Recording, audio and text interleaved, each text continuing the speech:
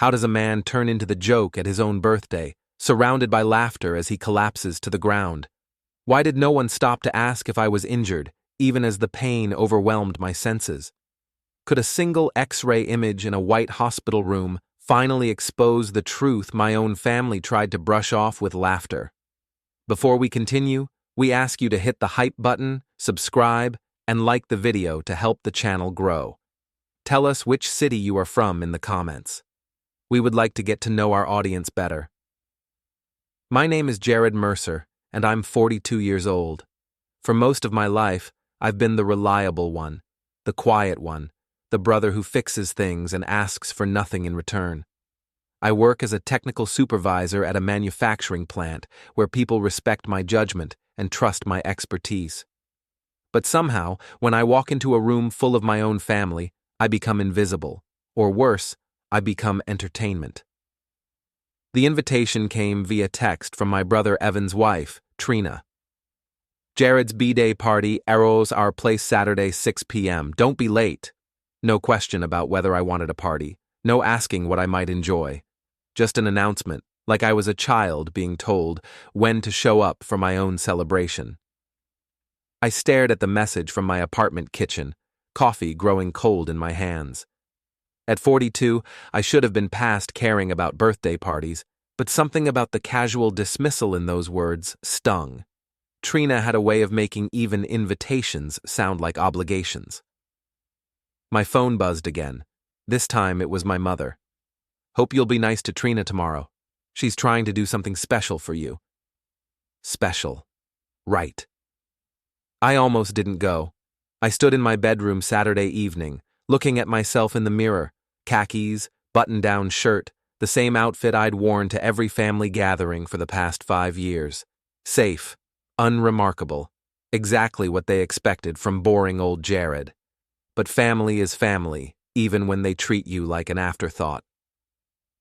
So I grabbed my keys and drove the 20 minutes to Evan and Trina's house in the suburbs, their oversized McMansion with its perfect lawn and 3-car garage. Everything about their life screamed success, from Evan's BMW in the driveway to the elaborate outdoor lighting that made their house look like a small resort. I could hear laughter before I even rang the doorbell.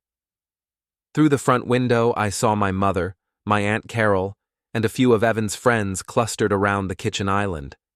Everyone was already there, already having fun. Of course they were. Trina answered the door with her trademark grin, the one that always made me feel like she was planning something I wouldn't enjoy. "Jared, there's the birthday boy."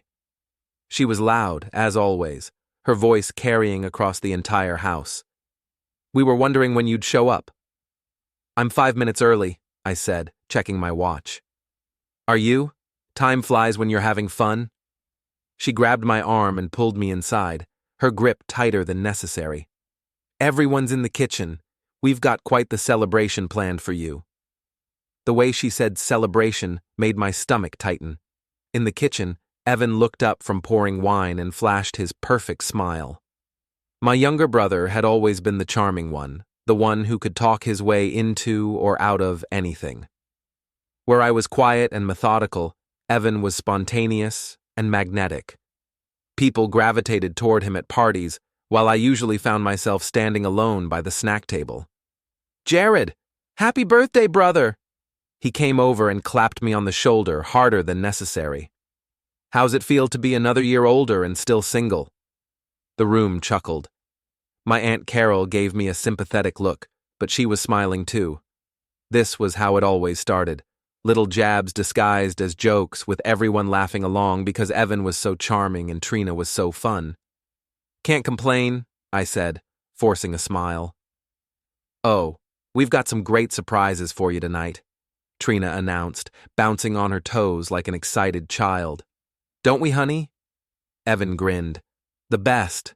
Jared's going to love what we have planned." I spent the next hour making small talk, eating appetizers and watching everyone else have a good time. The conversation flowed around me, Evan's latest promotion, Trina's new yoga instructor certification, my mother's garden club drama.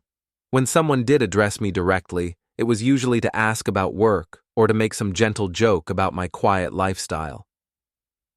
"Jared's still living the bachelor life," Trina announced to the room at one point. "No girlfriend, no pets, just him and his Netflix account. Isn't that right, Jared?" More chuckles. I nodded and took another sip of beer, wondering why I'd bothered to come. Then Trina disappeared into the dining room and returned with a cake. It was beautiful, I had to admit. Chocolate with white frosting and "Happy Birthday, Jared" written in blue script across the top. For a moment, I felt genuinely touched that she'd gone to the effort. "Make a wish, birthday boy." Trina set the cake on the kitchen island with a flourish. Everyone gathered around, phones appearing to capture the moment. I leaned forward to blow out the candles, closing my eyes and making the same wish I'd been making for years. That someday my family would see me as more than just the quiet, boring brother who fixed their problems and asked for nothing in return. I opened my eyes and started to lean toward the candles. That's when Trina struck. She grabbed the back of my head with both hands and shoved my face down into the cake with surprising force. But this wasn't a playful cake-in-the-face moment like you see in movies. Her hands were like vices, grinding my face into the frosting and cake layers with real aggression. The impact sent a shock of pain through my jaw and neck as my head whipped back from the sudden release. The room erupted in laughter as I staggered backward, cake and frosting covering my face and shirt. But something was wrong. The pain in my neck was sharp and immediate, radiating down my spine. My vision blurred, and suddenly the floor was rushing up to meet me. I collapsed. The laughter got louder. "Oh my God, Jared!" Trina was practically shrieking with laughter. "You should see your face! Well, what's left of it?" I tried to speak, to tell them something was wrong, that the pain was real and sharp and spreading. But my voice came out as a weak groan which only made everyone laugh harder. "Such a drama queen," Evan said, his voice full of affectionate mockery. "It's just cake, Jared. Don't be such a wimp."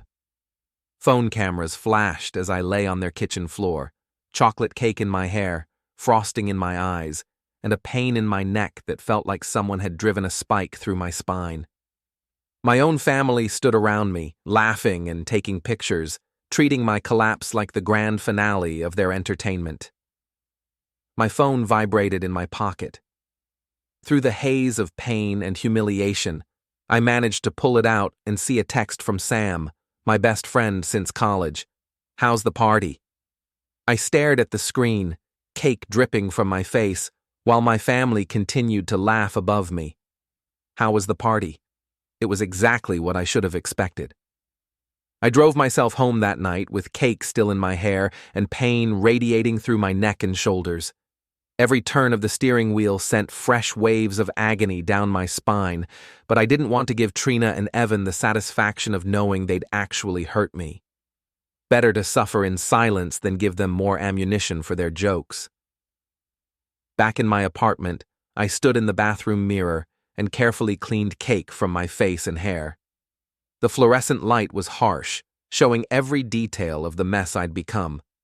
Chocolate frosting had somehow gotten behind my ears. Blue gel writing was smeared across my forehead like war paint. I looked ridiculous. But as I cleaned myself up, I noticed something else in the mirror. A darkening mark along my jawline, where Trina's hands had held my head. The skin was already tender to the touch. This wasn't the result of a harmless prank. It was clear proof that the moment had crossed a serious line, dressed up as entertainment. I took a hot shower, hoping the water would ease the strain in my neck and shoulders. It helped a little, but later, lying in bed, I couldn't find a comfortable position. Every time I shifted, sharp aches flared through my upper spine.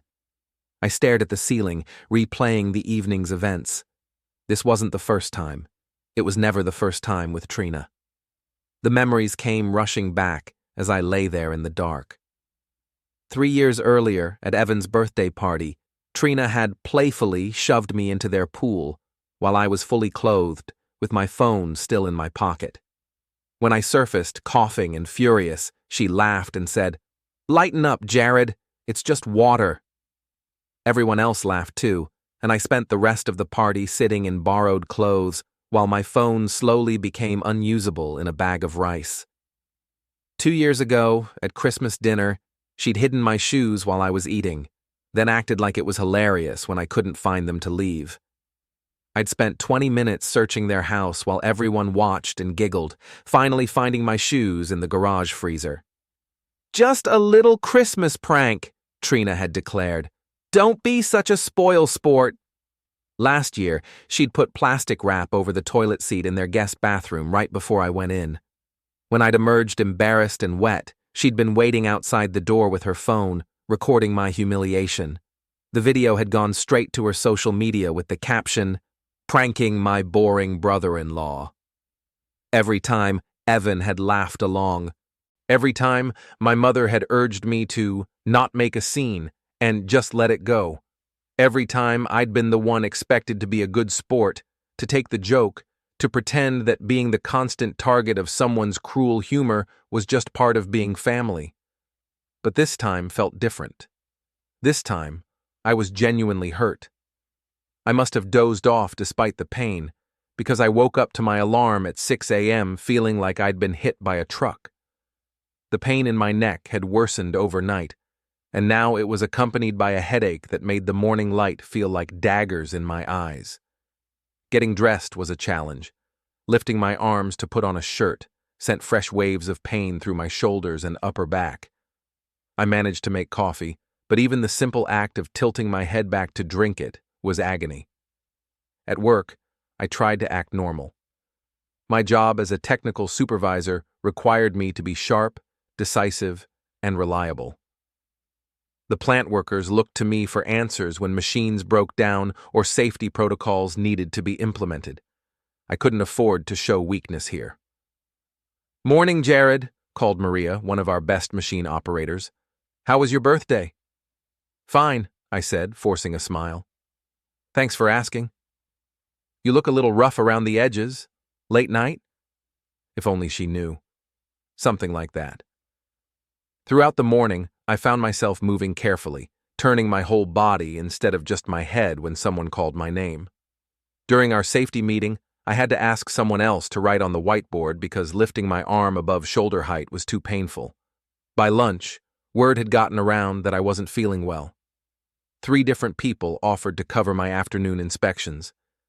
These were the same people who came to me when they had problems at home: car troubles, family issues, financial stress. I was the guy who helped everyone else, but I couldn't bring myself to tell them that my own family had hurt me at my birthday party. How do you explain that your brother's wife shoved your face into a cake so hard that you collapsed? How do you make that sound like anything other than a pathetic complaint about a harmless prank? My phone buzzed during lunch, a text from my mother. "Trina feels bad about last night. She didn't mean to make you fall. You know how she is. She just gets carried away with her jokes." I stared at the message, anger building in my chest. Trina felt bad?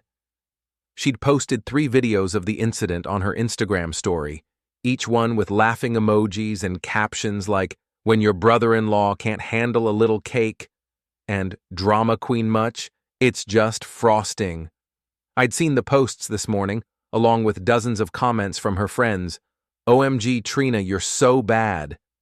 Poor Jared looked so confused. "He went down like a sack of potatoes." "Your pranks are the best." Evan had shared the videos on his own social media with the caption, "My brother, the birthday wimp. Love you, Jared, but you've got to toughen up." They weren't sorry. They were proud. This was entertainment to them, content for their social media feeds. My pain and humiliation were just another funny story to share with their friends. Another text came in, this time from Trina herself. "Hope you're not mad about last night. Just having fun. You know I love you like a real brother." I wanted to throw my phone across the room. Instead, I turned it face down and tried to focus on my work, but the pain in my neck was getting worse, not better. By 3 o'clock, I could barely turn my head to the left. By 5, I was seeing spots when I stood up too quickly. My assistant manager, Jeff, stopped by my office as I was getting ready to leave. "Jared, you sure you're okay? You look like you're in pain. Just a little stiff, I said. I'll be fine. Maybe you should see a doctor. Neck injuries can be serious. I almost laughed. A doctor? For what? A cake prank gone wrong? How would I even explain it? Doctor, my sister-in-law shoved my face into a birthday cake and now I can't move my neck properly. I'd sound like a lunatic. But driving home was becoming dangerous. I couldn't check my blind spots properly, and every bump in the road sent fresh jolts of pain through my spine. By the time I reached my apartment, I was gripping the steering wheel so tightly my knuckles were white. That evening, I found a voicemail on my phone from Dr. Vossen, my primary care physician. His office had called earlier while I was in meetings. Mr. Mercer, this is Dr. Vossen's office calling about your annual physical next month. Please call us back to confirm your appointment. Also, if you're experiencing any ongoing pain or injury concerns, don't hesitate to come in sooner. We have emergency slots available for established patients. I stared at the phone. It was like the universe was giving me a sign. The pain wasn't getting better. It was getting worse. Maybe Jeff was right. Maybe I should see someone. But first, I needed to document what had really happened.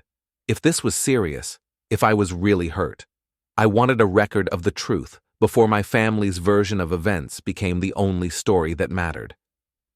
I opened my laptop and began to type, recording every detail I could remember about the party, about Trina's pattern of pranks, about the way everyone had laughed while I lay on the floor in pain.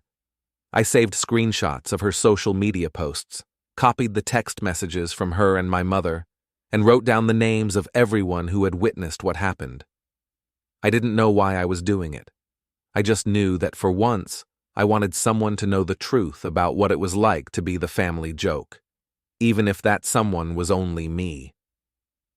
By 11 p.m., I couldn't take it anymore. The pain had spread from my neck, down through my shoulders, and into my upper back. Worse, I was starting to feel tingling in my left arm, like pins and needles, but constant and unsettling. When I tried to lie down, the pain intensified. When I sat up, my vision blurred. Something was seriously wrong. I drove myself to the emergency room at Mercy General, the same hospital where I'd been born 42 years ago. The irony wasn't lost on me. I was back where I'd started, alone and in pain, with no family member who cared enough to even know I was hurt. The ER waiting room was typical for a Saturday night, a mix of drunks, accident victims, and people like me who'd waited too long to seek help for something that probably should have been addressed hours ago.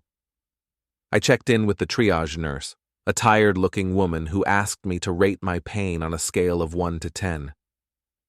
7, I said, though it felt like I was being generous to the lower numbers.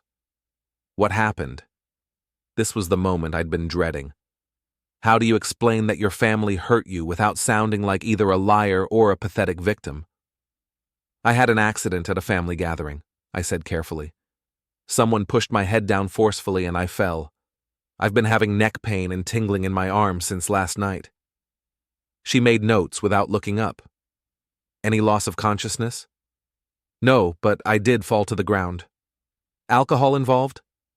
I had 1 beer over 3 hours. She finally looked at me, taking in my appearance. I was still wearing my work clothes, clean and professional. I wasn't drunk or high or obviously unstable, just a middle-aged man in obvious discomfort. We'll get you back for x-rays as soon as possible. Neck injuries can be serious.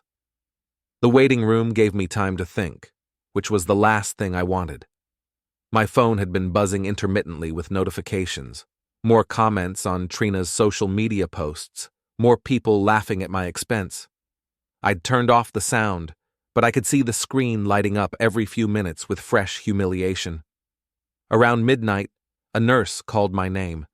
She led me through a maze of hallways to a small examination room where I waited another 20 minutes before the doctor arrived. Dr. Priya Rao was probably in her mid-40s, with kind eyes and an air of competent professionalism that immediately put me at ease. She introduced herself and sat down, actually making eye contact instead of staring at a computer screen. "Tell me what happened, Mr. Mercer." I found myself giving her the same sanitized version I'd given the triage nurse. "An accident at a family party. Someone pushed my head down and I fell." "Someone pushed your head down?"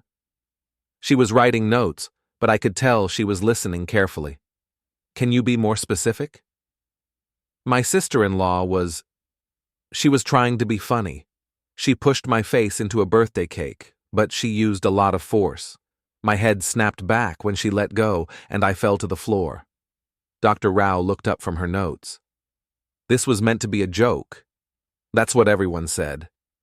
But you were injured." "Yes." "And how did your family react when you fell?" This was the part I didn't want to talk about. They thought it was funny. They didn't realize I was actually hurt." Dr. Rao was quiet for a moment, studying my face. "Mr. Mercer, I need to examine you and get some x-rays. Based on what you're describing, we need to rule out cervical spine injury. The tingling in your arm is concerning." The examination was thorough and professional. Dr. Rao tested my range of motion, checked my reflexes, and palpated my neck and shoulders with careful precision. When she pressed on certain spots, the pain was so intense I couldn't hide my reaction. "We're definitely getting those x-rays," she said. "I also want to document these bruises on your jaw. When did you say this happened?" "Last night, about 8 o'clock. "And the bruising is from where she gripped your head?" I nodded, suddenly feeling embarrassed. Put like that, it sounded so much worse than a prank gone wrong. The X-ray technician was efficient and kind, positioning me carefully to get clear images of my cervical spine. "Try to hold still," she said. "I know it hurts, but we need good pictures to see what's going on." Back in the examination room, I waited for what felt like hours, but was probably only 30 minutes. Dr. Rao returned with a manila folder full of films and the expression I couldn't quite read. "Mr. Mercer, I need to show you something." She clipped the X-ray images to a light board on the wall. Even to my untrained eye, something looked wrong. "Do you see this area here?" She pointed to what looked like a misalignment in my neck vertebrae. "You have a subluxation of your C3 vertebra. In layman's terms, one of your neck bones has been forced out of its normal position." I stared at the image, trying to process what she was telling me. "This type of injury," Dr. Rao continued carefully, "doesn't match what we usually see from a simple fall. The amount of pressure needed to cause this kind of displacement would have been substantial and applied in a very particular manner. The pattern suggests your head was restrained and then subjected to an abrupt, aggressive movement." "Aggressive?" The word came out as a whisper. "Mr. Mercer, what happened to you wasn't an accident. This is the kind of injury we see in assault cases or serious car accidents. Someone hurt you deliberately." The room seemed to spin around me. An assault. She was saying I'd been assaulted, at my own birthday party, by my own family. "The good news," Dr. Rao continued, "is that we can treat this. You'll need physical therapy, anti-inflammatory medication, and possibly a soft collar for a few weeks. The bad news is that without treatment, this could have led to permanent nerve damage or worse." She sat down across from me again, her expression serious but kind. "Mr. Mercer, I have to ask, is this the first time something like this has happened?" "She's always doing pranks," I said weakly. "But nothing that hurt me before, not like this." "Pranks." Dr. Rao repeated the word like it tasted bad. "Mr. Mercer, I'm going to give you my card. I'm also going to provide you with a detailed medical report documenting your injuries. You may need these things." "Need them for what?" She was quiet for a long moment, choosing her words carefully.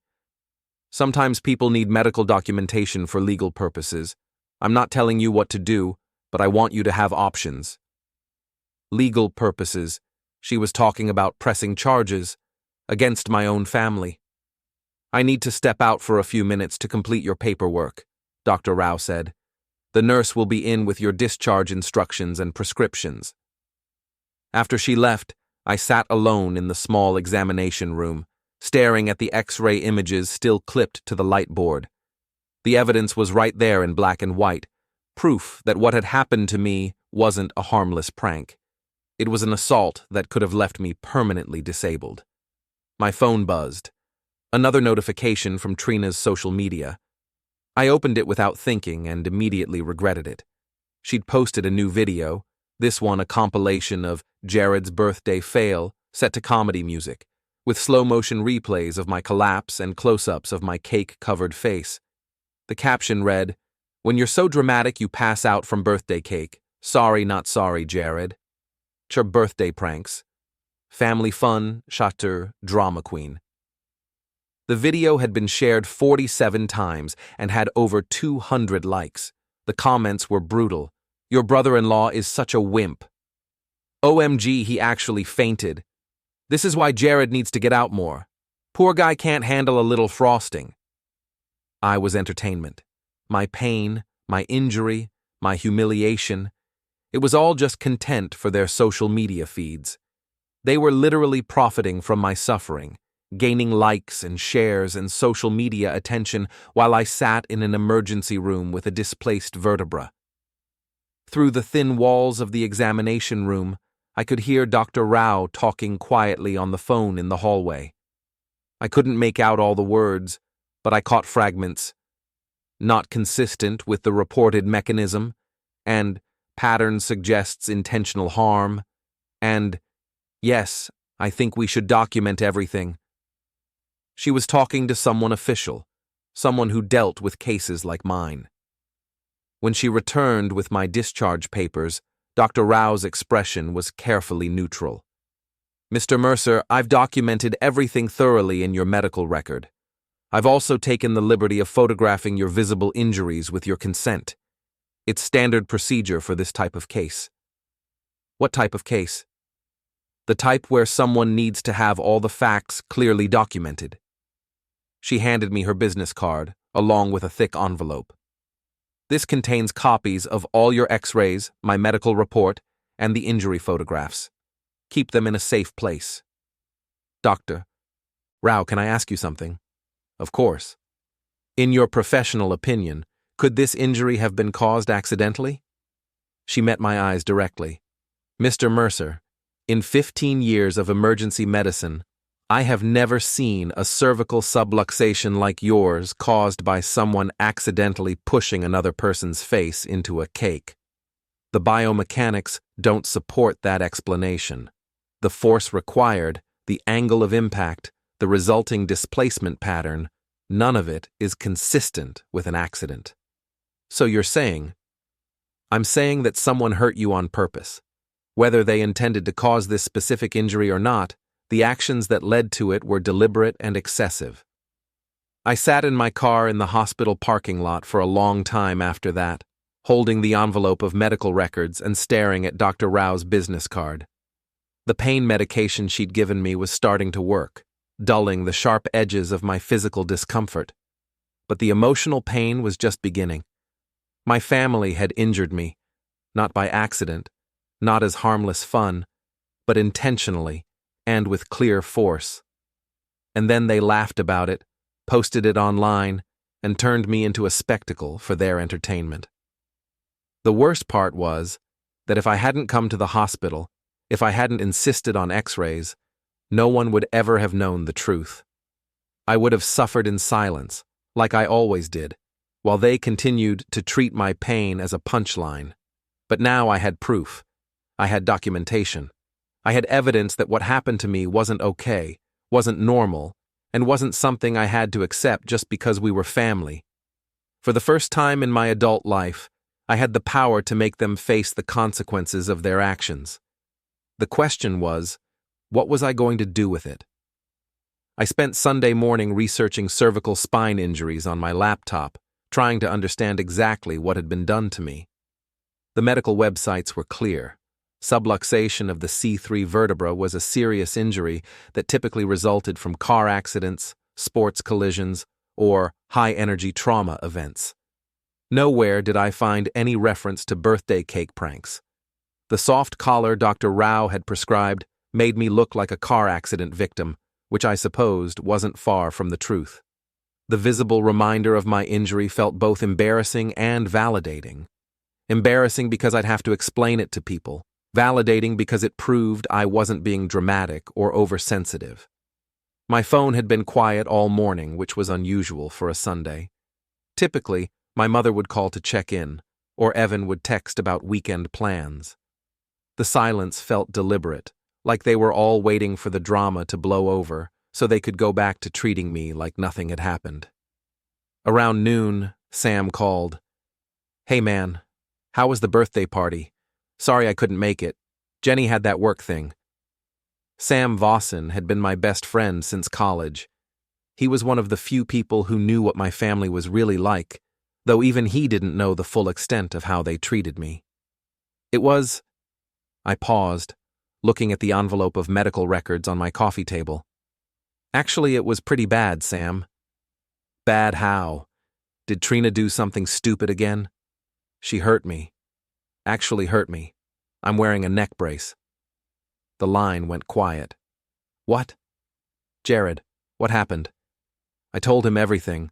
The cake incident, the collapse, the laughter, the social media posts, the emergency room visit. Sam listened without interrupting, which was one of the things I'd always appreciated about him. "Jesus Christ, Jared. You're talking about assault. You know that, right?" "That's what the doctor said." "And they posted it online while you were injured?" 47 shares and counting. "I'm coming over." Sam arrived an hour later with coffee and bagels, and the first thing he did was examine my neck brace with the clinical attention of someone who'd spent years as an accountant, detail-oriented and thorough. "This is serious," he said, reading through Dr. Rao's medical report. "Listen to this language. Patient sustained cervical spine injury, consistent with forceful manipulation of the head and neck. Jared, she's basically saying someone attacked you." "I know. So what are you going to do about it?" That was the question I'd been avoiding all morning. "I don't know. They're family." "Family doesn't do this." Sam gestured at the X-ray images spread across my coffee table. "This isn't normal sibling rivalry or harmless pranks. This is abuse." The word hung in the air between us. Abuse. I'd never applied that term to my relationship with Trina and Evan, but looking at the evidence laid out in front of me, it was hard to argue with Sam's assessment. "Help me understand something," Sam continued. "You've told me about Trina's pranks before. The pool thing, the hidden shoes, the toilet seat. I always thought you were just being a good sport about annoying behavior. But now I'm wondering, has she ever hurt you before?" I thought about it. "Not like this, but there was the pool incident. I couldn't swim very well back then, and when she pushed me in, I panicked.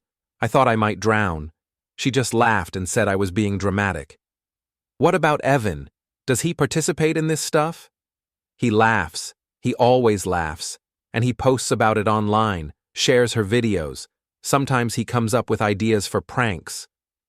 Sam was taking notes on his phone, which seemed oddly formal until I realized what he was doing. "Sam, why are you writing this down?" "Because you need documentation. If you decide to do something about this, and I think you should, you'll need a complete record of the pattern of behavior." "Do something like what? Like report it to the police, like press charges, like getting a restraining order?" The suggestions sounded surreal. "I can't call the police on my own family." "Why not? If a stranger had grabbed your head and slammed your face into a cake hard enough to dislocate a vertebra, you'd have called the police immediately. The fact that it was your sister-in-law doesn't make it less of a crime." Sam was right, but the idea of involving law enforcement felt like crossing a line I couldn't uncross. Once I made that call, there would be no going back to family dinners and holiday gatherings. There would be no pretending we were all just getting along. "Let's start smaller," Sam suggested. "Let's just document everything, gather evidence. You don't have to decide what to do with it right now, but if you change your mind later, you'll have what you need." We spent the afternoon creating what Sam called the file, We printed screenshots of every social media post related to the incident. We wrote down the names and contact information of everyone who'd witnessed what happened. We created a timeline of Trina's previous pranks, with as much detail as I could remember about dates, witnesses, and my resulting injuries or embarrassment. "This is a pattern," Sam said, reviewing our work. "It's not random pranks or harmless fun. She's systematically targeting you, escalating the severity, and documenting it for social media attention. That's not normal behavior." Looking at it all laid out chronologically, I had to agree. What I'd dismissed as Trina being playful or spirited was actually a sustained campaign of harassment and humiliation. "There's something else we should do," Sam said. "We should save all the social media content before she deletes it. If she realizes this could become a legal issue, she might try to cover her tracks." We spent another hour downloading videos and screenshots, creating a digital archive of my humiliation. It was painful to watch the footage again, to see myself collapsing while everyone laughed, but Sam was right about the importance of preserving evidence. "Look at this," Sam said, pausing the video at the moment of impact. "Look at her hands. She's not just pushing your face into the cake, she's gripping your head and driving it down. And look at her face. She's not laughing like someone playing a harmless prank. She looks angry." He was right. In the split second before impact, Trina's expression wasn't playful or mischievous. It was cold, almost vicious. This wasn't a joke that went too far. This was deliberate. My phone buzzed with a text from my mother. "Haven't heard from you today. Hope you're not still upset about last night. Trina really didn't mean any harm." I showed the message to Sam, who shook his head in disgust. "They're already trying to control the narrative," he said. "Your mom is pressuring you to let it go. Trina is posting about it like it was hilarious, and Evan is probably telling people you're being overdramatic. Meanwhile, you're sitting here with a neck injury that could have paralyzed you."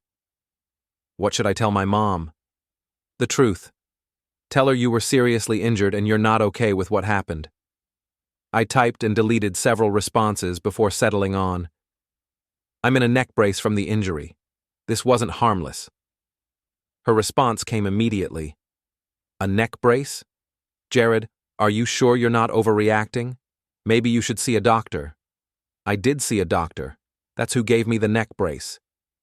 "Well, I'm sure it's just precautionary. You know how doctors are. They have to cover themselves legally." I stared at the message in disbelief. Even presented with evidence that I was injured, my mother was dismissing it as an overreaction. "This is gaslighting," Sam said, reading over my shoulder. "They're trying to make you question your own perception of what happened." Maybe I am overreacting. "Jared." Sam grabbed my shoulders and made me look at him. "You have a displaced vertebra. You're wearing a medical device prescribed by an emergency room doctor. You have documented injuries that could have left you permanently disabled. You are not overreacting." That evening, after Sam left, I sat alone with the file we'd created. Dozens of pages of documentation, medical records, photographs, and witness statements. It was overwhelming to see the scope of what had been done to me, not just Saturday night, but over the course of years. For the first time, I allowed myself to feel angry. Not hurt, not embarrassed, not disappointed. Angry. These people had been systematically abusing me, and then gaslighting me into thinking it was my fault for not being a good sport about it. My phone buzzed with another notification. Trina had posted a new video, this one a behind-the-scenes look at planning my birthday party. In it, she talked about wanting to mess with Jared a little because he was always so serious. She demonstrated how she was going to push my face into the cake, practicing the motion on Evan. "It's going to be hilarious," she said to the camera. "Jared never sees it coming because he's so trusting. He's like the perfect target for pranks." The perfect target. She'd planned it in advance, practiced it, and filmed it for content. This wasn't a spontaneous moment of playfulness. This was premeditated. I saved the video to our evidence file and made a decision.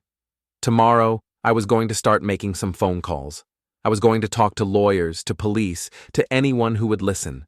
I was done being the perfect target. It was time for my family to face some consequences.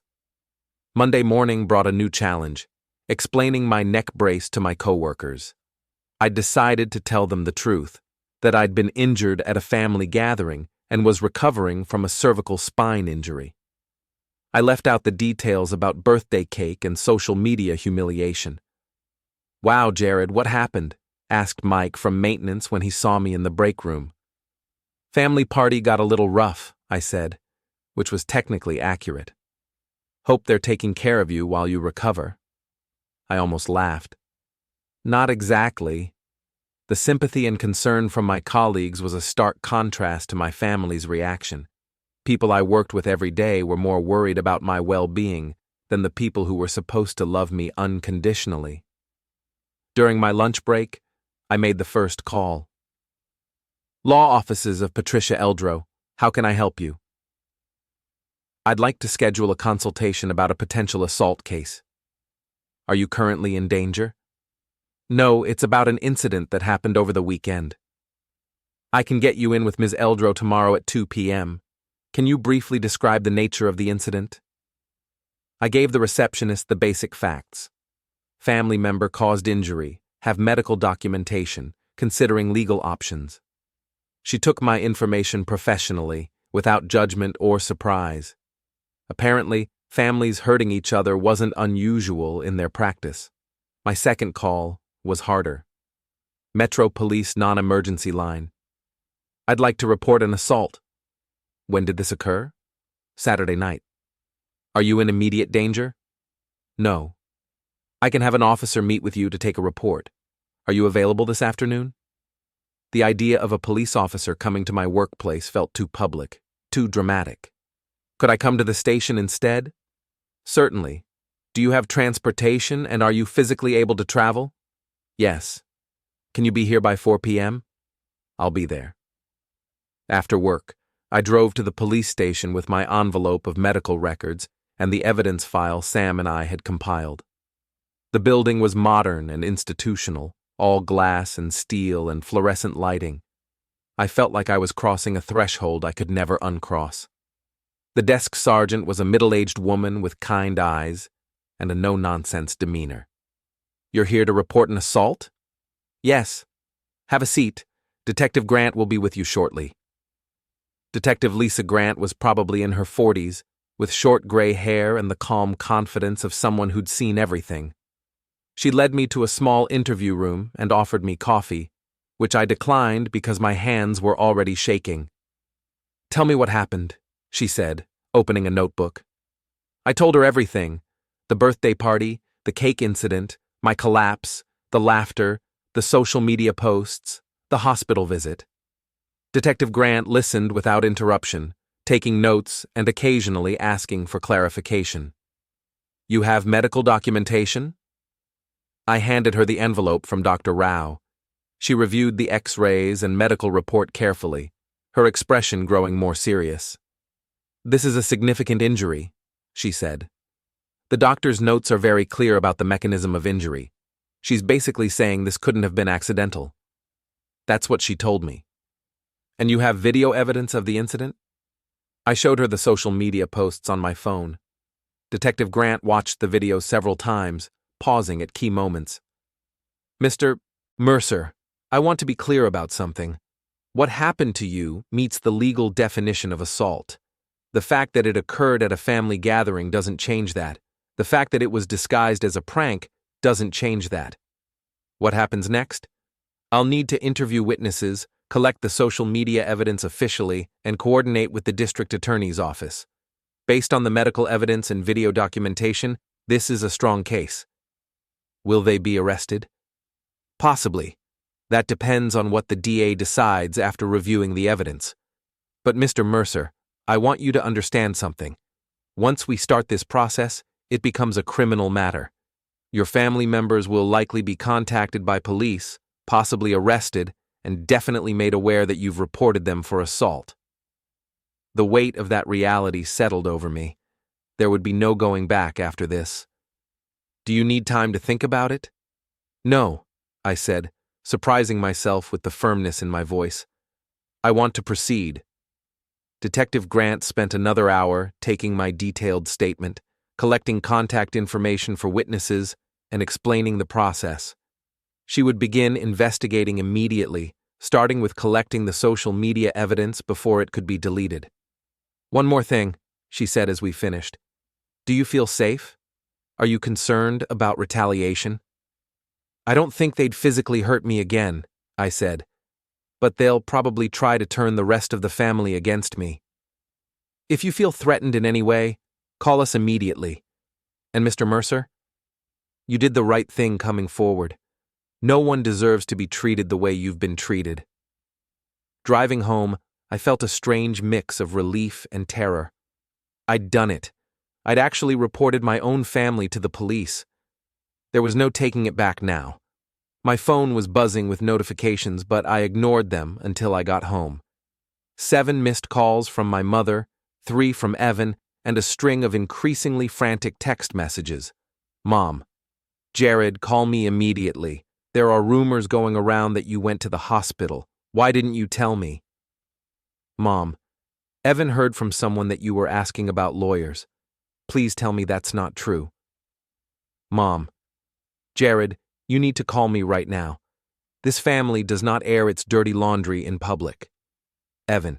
Bro, what's this about lawyers and police? Mom is freaking out. Call me. Evan. Jared, seriously, you're scaring Mom. Whatever you think happened, we can work it out as a family. The last message was from Trina. Jared, I heard you're upset about Saturday. I'm really sorry if I hurt you. It was just meant to be fun. Please don't do anything crazy. Too late for that, I thought. I was way past crazy and heading straight into consequences. I called Sam instead of responding to any of them. I did it, I told him. I reported it to the police. Good for you. How do you feel? Terrified and relieved, and like I might throw up. That sounds about right. What did the police say? I filled him in on my conversation with Detective Grant. Sam listened approvingly, occasionally making suggestions about additional evidence or witnesses I might have forgotten. They're all calling me, I said. My family. They know something's up. Don't talk to them without a lawyer present. Seriously, Jared. They're going to try to pressure you into dropping this, and they'll say anything to make that happen. Even my mom? Especially your mom. She's going to be torn between her children, and her instinct will be to preserve the family unity. That means convincing you to let it go. As if on cue, my doorbell rang. Through the peephole, I could see my mother standing on my doorstep, looking worried and determined. It's my mom, I told Sam. She's here. Don't let her in unless you want to have that conversation right now. And if you do let her in, remember, you don't owe her an explanation or an apology. You're the victim here. I hung up and stared at the door. My mother rang the bell again, then knocked. Jared, I know you're in there. We need to talk. I opened the door but didn't invite her in. She took one look at my neck brace and her face crumpled. Oh, honey, you really are hurt. Yes, Mom, I really am.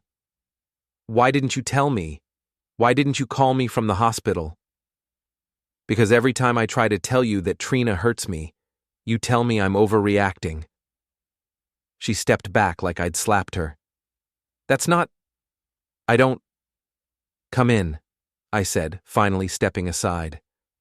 But Mom, I need you to listen to me. Really listen. Not just wait for your turn to defend Trina. We sat in my living room, my mother perched on the edge of the couch like she was ready to flee. I told her everything. The extent of my injuries, what the doctor had said, what the police had told me. I showed her the x-rays, the medical report, the social media posts. By the time I finished, she was crying. I had no idea it was this serious, she said. When Trina called me Sunday morning, she said you'd gotten a little hurt, but that you were being dramatic about it. She called you Sunday morning? She was worried that you were mad at her. She wanted me to smooth things over. Even after injuring me, Trina had been working to control the narrative, to make sure my mother would pressure me to let it go. "Mom, I need you to understand something. I've reported this to the police. It's not a family matter anymore, it's a criminal investigation." She stared at me in shock. "You called the police? On your own family? On someone who assaulted me? The fact that she's family doesn't give her the right to hurt me." "But Jared, this will destroy our family. Think about what this will do to Evan, to the grandchildren I hope to have someday. Think about holidays, family gatherings. How can we ever be together again after this?" There it was, the appeal to family unity, just like Sam had predicted. My pain, my injury, my trauma were all secondary to preserving the appearance of a happy family. "Mom, our family was already destroyed. It was destroyed the moment everyone stood around laughing while I lay on the floor injured. It was destroyed when Trina posted videos of my humiliation for entertainment. It was destroyed when you called me Sunday to tell me I was overreacting instead of asking if I was okay." She was quiet for a long time, staring at the X-ray images on my coffee table. "What do you want me to do?" she finally asked. "I want you to support me. For once in my life, I want my mother to take my side when someone hurts me. And if I can't? If I think this is going too far? Then I guess I'll know where I stand with my family." After she left, I sat alone in my apartment, feeling more isolated than I'd ever felt in my life. But for the first time, I wasn't questioning whether I was doing the right thing. I was finally standing up for myself, finally demanding the respect and protection that should have been mine by birthright. Tomorrow, Detective Grant would begin interviewing witnesses. Tomorrow, my family would learn that there were consequences for their actions. Tomorrow, everything would change. I was ready. The call came Tuesday morning while I was getting ready for work. Detective Grant's voice was professional, but carried an undertone of satisfaction. "Mr. Mercer, I wanted to update you on the investigation. We've collected all the social media evidence, and I've scheduled interviews with the witnesses from Saturday night. I'm also coordinating with Dr. Rao to get her official statement about your injuries." "How long does this process usually take?" "Given the strength of the evidence, we're moving quickly. I expect to present the case to the district attorney by the end of the week." After I hung up, my phone immediately rang again. This time it was my lawyer, Patricia Eldro. "Mr. Mercer, I've reviewed the materials you provided yesterday. This is an exceptionally strong case, both criminally and civilly. The medical documentation is unambiguous, and the social media evidence shows clear intent and a pattern of behavior. What does that mean for me?" "It means you have multiple options. The criminal case will proceed independently, but you also have grounds for a civil lawsuit for assault, battery, intentional infliction of emotional distress, and possibly defamation based on the social media posts." The legal terminology made it sound so official, so serious. This wasn't family drama anymore. It was a legitimate legal matter with real consequences. "There's something else," Ms. Eldro continued. "I understand your family is planning some kind of gathering this weekend." "How did you know that?" "Social media. Your sister-in-law posted about a family brunch to clear the air and bring everyone together. She's invited extended family and friends." I pulled up Trina's Instagram. Sure enough, there was a post from this morning. "Family brunch this Saturday at the community center. Time to put aside petty drama and remember what really matters. Family. Everyone's invited to show Jared some love and help him get past this silly misunderstanding." The comments were already flowing in. "What happened to Jared? Hope he's feeling better. Family drama is the worst. Glad you're fixing it. You're such a good sister-in-law for organizing this." She was positioning herself as the peacemaker, the one trying to heal the family rift that I had supposedly created. The narrative was clear. Jared was being dramatic about a harmless prank, and wonderful Trina was graciously trying to make things right. "Ms. Eldro, what should I do about this brunch?" "That's up to you. But if you do attend, I'd recommend having witnesses there who understand the real situation." I called Sam, who listened to my update with growing amazement. "She's really doubling down," he said. Even with a police investigation underway, she's still trying to control the story. Should I go? Do you want to go? I thought about it. Part of me wanted to hide, to avoid the confrontation and drama. But another part of me, a part that was growing stronger every day, wanted to face them. I wanted to look them in the eye when the truth came out. Yeah, I said. I think I do want to go. Then I'm going with you. Sam, you don't have to. Yes, I do. You need someone there who's completely on your side. Wednesday and Thursday passed in a blur of phone calls and meetings. Detective Grant interviewed my Aunt Carol, who admitted that she'd been uncomfortable with how hard I'd fallen but hadn't wanted to make a scene. She also revealed that Trina had called her Sunday morning to make sure we're all on the same page about what happened. Dr. Rao provided a detailed statement about my injuries and her professional opinion about their cause. She also mentioned that she'd documented everything thoroughly because the pattern of injury raised red flags for intentional harm. By Friday afternoon, I had my answer. Detective Grant called with the news. The district attorney has decided to file charges.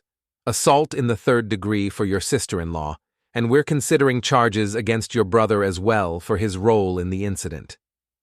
What happens now? Warrants will be issued Monday morning. Given that this is a non-aggressive offense and they have no prior record, they'll likely be released on their own recognizance after processing. But Mr. Mercer, by Monday they'll understand this is a serious legal matter. Before the family brunch? Before the family brunch. Saturday morning, I dressed carefully for what I knew would be the most difficult day of my family life. I chose a button-down shirt that would clearly show my neck brace, and I brought a messenger bag containing copies of all my medical records, the police report, and the evidence file Sam and I had compiled. Sam picked me up at 10 a.m. You ready for this? No, but I'm doing it anyway. The community center was bustling with activity when we arrived. Through the windows of the main event hall, I could see my extended family setting up tables and arranging food. Trina was in the center of it all, directing traffic with her usual loud enthusiasm. She looks pretty confident for someone who's about to be arrested, Sam observed. She doesn't know yet. We were early, so we sat in Sam's car and watched people arrive. My mother came with my Aunt Carol, Evan's friends from work, Trina's yoga class buddies, even some neighbors I recognized from their street. Trina had really gone all out to create an audience for my public humiliation and her gracious forgiveness. Look, Sam said, pointing toward the parking lot entrance. Dr. Rao was walking toward the building, looking professional in a dark blazer and carrying a briefcase. Behind her, I recognized Detective Grant, also dressed professionally, but with the unmistakable bearing of law enforcement. They came, I said, feeling a mix of gratitude and terror. Of course they came. You have people in your corner now, Jared. We waited until most of the guests had arrived, then made our entrance. The moment I walked into the event hall, conversations stopped. Everyone turned to look at me, their eyes immediately drawn to my neck brace. Trina rushed over with her arms outstretched as if she was going to hug me. Jared, I'm so glad you came. Look, everyone, Jared's here. She was performing for the crowd, playing the role of the loving sister-in-law who was thrilled to see her injured family member. But when she got close enough to embrace me, I stepped back. Hello, Trina. Her smile faltered for just a moment before snapping back into place. How are you feeling? I've been so worried about you. Have you? Of course, we all have. That's why we wanted to get everyone together, to show you how much we love you. Evan appeared at her side, looking less confident than his wife, but trying to maintain the family unity facade. Hey, Jared. Good to see you up and around. Is it? The conversations around us had resumed, but I could feel people listening, watching. This was exactly what Trina had planned, a public setting where I would be pressured to forgive and forget while surrounded by family and friends. Why don't we get you some food? Trina suggested, taking my arm. I made your favorite pancakes. I pulled my arm away. Actually, I think we need to talk, all of us, about what really happened last Saturday. Oh, Jared, let's not rehash all that. It was just a silly accident. Everyone knows that. Everyone knows what you told them. But that's not what actually happened. I moved toward the center of the room, where most of the guests were gathered around the buffet table. Sam stayed close beside me, a reassuring presence. "Excuse me, everyone," I said, raising my voice slightly. "I know Trina organized this brunch to address what happened at my birthday party, so I think it's important that everyone knows the whole story." The room gradually quieted as people turned their attention to me. Trina's smile was becoming strained. "Jared, really, this isn't necessary." "Actually, it is." I opened my messenger bag and pulled out the X-ray films. "How many of you know that I spent Saturday night in the emergency room?" Murmurs of surprise rippled through the crowd. Several people shook their heads. They hadn't known. "How many of you know that I have a displaced vertebra in my neck from what happened at my birthday party?" More surprised murmurs. My Aunt Carol looked stricken. My mother, standing near the back of the room, was staring at the floor. The doctor who treated me said that this type of injury doesn't happen accidentally. I held up the X-ray films so everyone could see them. She said the force required to cause this displacement would have to be significant and applied in a very specific way. "Jared, please," Trina said, her voice higher now, less controlled. "You're making this sound so dramatic. It was just a birthday prank that went a little wrong." "Was it?" I pulled out my phone and opened her social media posts. "Because according to your own videos, you planned this in advance. You practiced it. You called me the perfect target because I'm so trusting." I played the behind-the-scenes video for the room. In the silence of the event hall, Trina's voice was clear.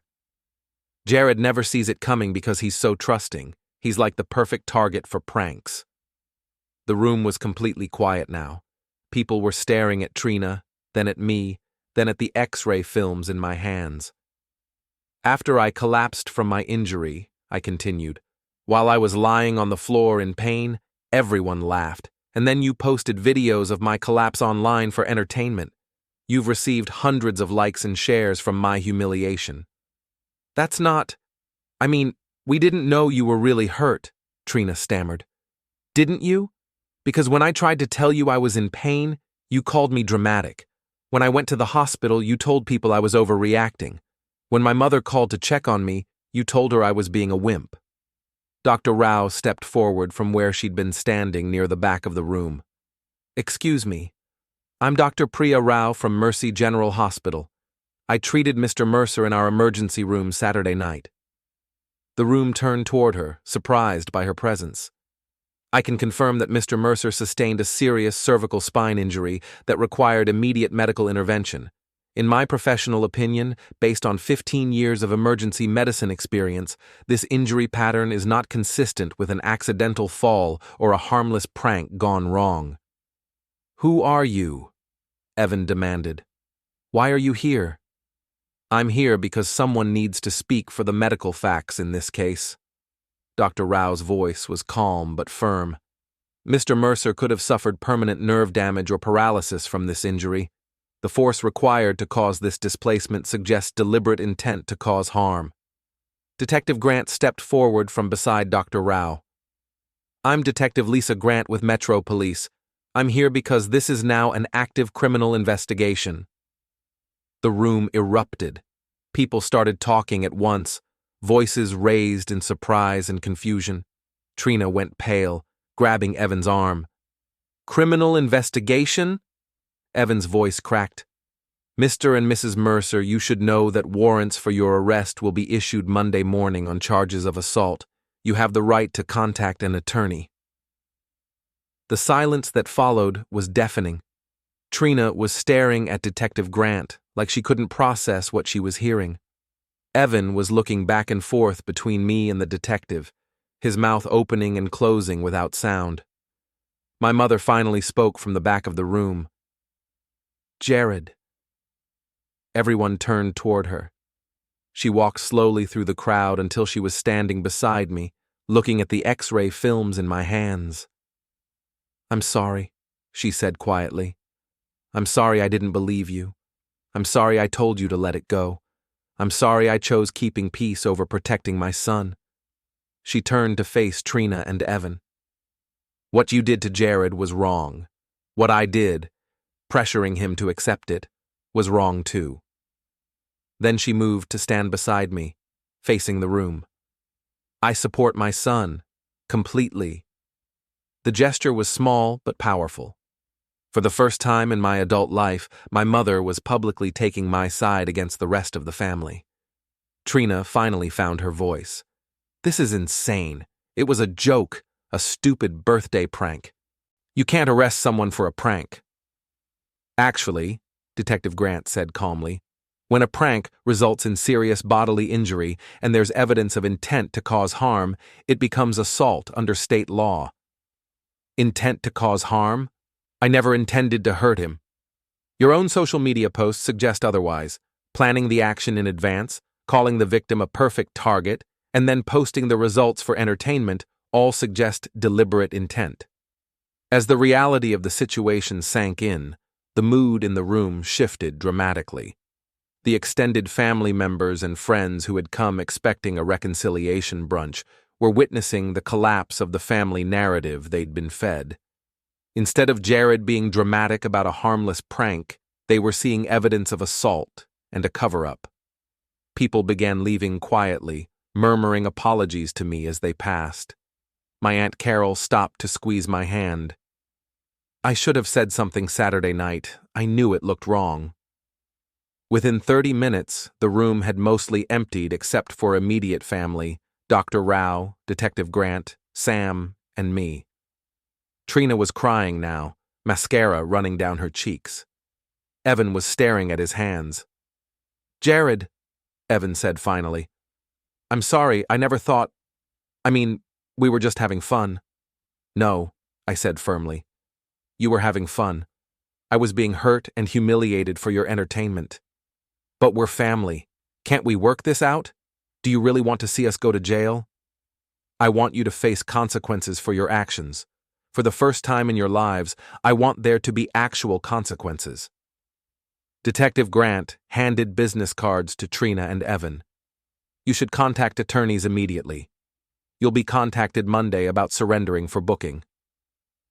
As they prepared to leave, Trina turned back to me one last time. "I hope you're happy, Jared. I hope destroying this family was worth it." "I didn't destroy this family," I replied. "I just stopped pretending it wasn't already broken." After everyone left, I sat in the empty event hall with Sam, Dr. Rao, and Detective Grant. The X-ray films were still spread across the table, illuminated by the afternoon sunlight streaming through the windows. "How do you feel?" Sam asked. "Tired," I said, "but free. For the first time in years, I feel free." Dr. Rao packed up her briefcase and shook my hand. "You did the right thing, Mr. Mercer. No one should have to accept abuse just because it comes from family." Detective Grant gathered her materials and prepared to leave as well. "The legal process will take some time, but you should know, you've likely prevented this from happening to someone else. People like this don't usually stop until they're forced to stop." As I walked out of the community center with Sam, I realized that the man who had walked in was different from the man walking out. I was no longer the family joke, the perfect target, the one who absorbed abuse and asked for nothing in return. I was someone who demanded respect, someone who set boundaries, someone who refused to be entertainment for other people's cruelty. For the first time in 42 years, I was free to be myself, without apologizing for taking up space in my own life. The X-rays in my bag were proof of what had been done to me, but more importantly, they were proof that I had finally chosen to value myself enough to demand justice. My family might never forgive me for refusing to be their victim anymore. That was a price I was finally willing to pay.